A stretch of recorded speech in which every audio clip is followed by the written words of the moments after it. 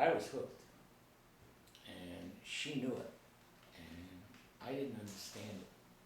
And they would give me more morphine in the hospital and tell me that they'd have to give it to me in less and less and less and less.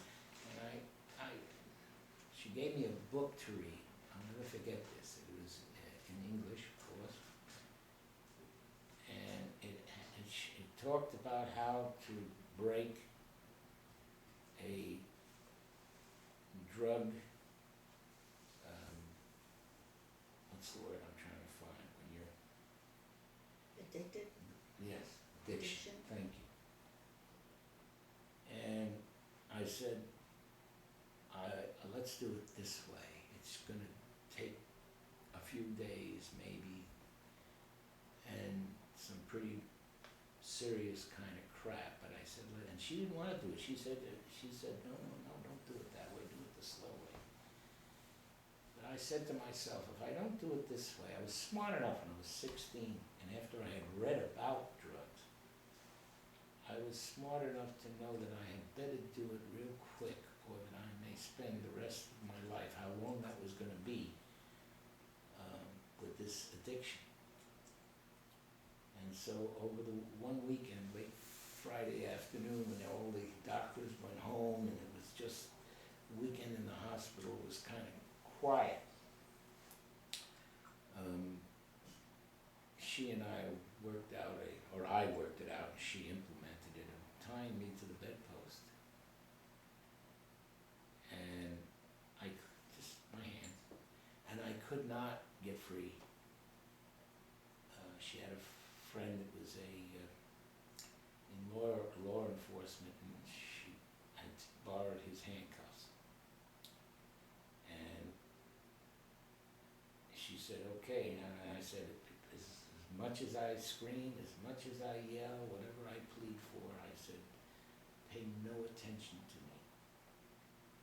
And I said, I don't know how many days we can continue this before we get caught, but well, it lasted at least 3 days. And when the doctors came in, when all the doctors came in on Monday, they were very upset, but I wouldn't let them free me, and I wouldn't let them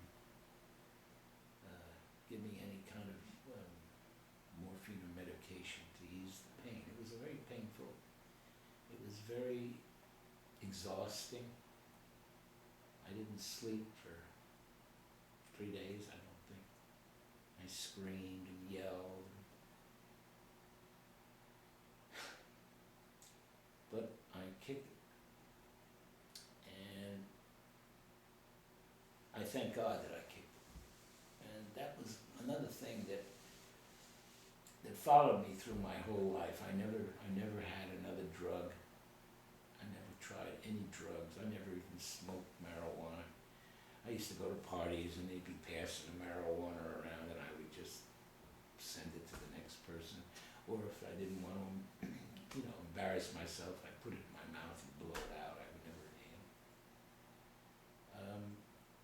And I couldn't drink much because you can't drink a whole hell of a lot when you have half a spleen and no gallbladder. God knows what else is screwed up in there. So I was always I've never been able to drink a lot. I've never done drugs other than that. I'm 78 years old, and I was 16. And that pretty much is what I can remember of the first of Korea. I remember getting out of the hospital, and she and I had more than a friendly relationship for a short period of time. And then they sent me, well, actually they didn't, they wanted to send me home, but I didn't want to go home right away. I was in Japan, and I wanted to see some of the world, and I ended up in Tibet, and that would be another story. I just have to tell you that this was the Korean incident, and the start of my craziness in my life at 16 years of age. And that should be enough for today, I think.